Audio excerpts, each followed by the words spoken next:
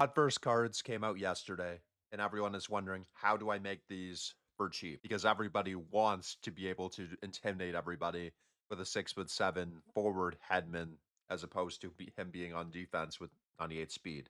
Well, the truth is, they're vastly overpriced.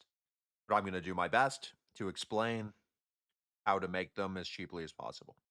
As you can see here, I made a spreadsheet for the HutVerse promo. How it works here, as you can see, is let's start with the objectives of 10 HutVerse players, which even if you don't intend on doing the HutVerse cards, sizable chunk as spotter for future events. And when you get to the exchange sets, it's pretty simple. It operates on a 3-to-1 ratio typically of you trade in 389s for 91, 390s for 92. Then when you get to the divisions, you have to specifically go for the player of that division. So, for example, if you want the boss of the Atlantic division, which is Victor Hedman, you need the 293 overalls. So to do that, you need 192 and 291s. Then you have the Young Stars collection and O Canada collection, which you need the specific 91s and 89s. You trade them in, you get them back untradeable, and you get a 1 item pack and a 5 item pack back. But because there's so many items for HutVerse, I believe it was 84, it's so unlikely that you're going to end up getting all of them unless you invest in HutVerse massively. The cheapest way to get the HutVerse players here is actually, unfortunately, to do the store packs. Because as you can see, the cost per player through doing it through the 88 trade-in sets right now is 36K per HutVerse player because you're operating at a rate of 4 88s per with 20 88s per a 5. Whereas in the store packs, it's 300K for 15 or 225K for 12, whereas the 300K is only a quantity of 1.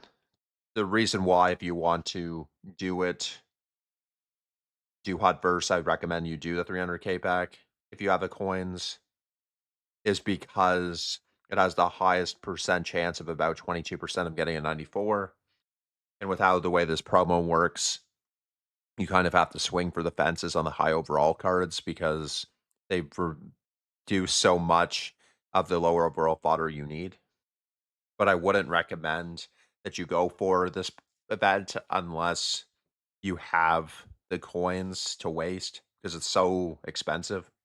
See here, with the estimation of the 36K per card, it's 1.94 million. That's not factoring in, of course, getting the random 91 pluses because you need 36 89s and 1890s to get to the 196 because you trade in 389s to a 91, 390s to a 92, and then you do the 391s and 192 to a 93, 293s to a 94, and 394s to a 96.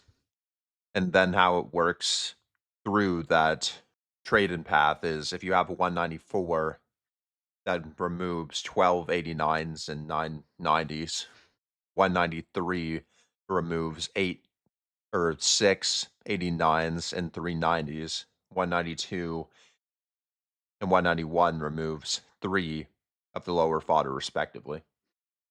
So basically, when you do your objectives, if you open the packs with coins, you want the high overall cards to reduce the amount of lower overall fodder you need. For most people in the community, this isn't worth it simply because of the fact that the fantasy cards and other cards are so high overall. The 96s don't do it for most people unless you want to spend the coins on a broken Hedman or a broken Dougie Hamilton. Because overalls don't always prove the point because these cards are big. These cards can still be meta despite being 96 overall. So my opinion on this would be if you don't have that many coins, don't do it. It's a waste. But if you do your objectives and end up getting a 94 overall, it'd be worth at least assessing it. But one thing as well to note is the 88 to 89 trade-ins. You trade in 4 86s, you get one of these. You can snipe 86s for 1K. So it isn't that expensive. You have a bunch of untradeable 86s. Note, I don't recommend you do this, but it might be something that's reasonable. Keep in mind as well that the HutVerse sets don't have a timer, although the objectives do have a timer for a week. So there's a chance that the objectives could come out on a daily basis. They might add more as the year progresses. For example, they might do 98 or 99 HutVerses for trading in the master players, the 96s at some point. So it's something to pay attention to. But if you want to go for the 96s, I think it's one of those things where if you get a bunch of untradeable 86s and 88s, to slowly but surely grind it up. Because the cheapest way to do it through the sets is obviously save up 20 88s and either do that through getting the 88s directly or just get a bunch of 86s.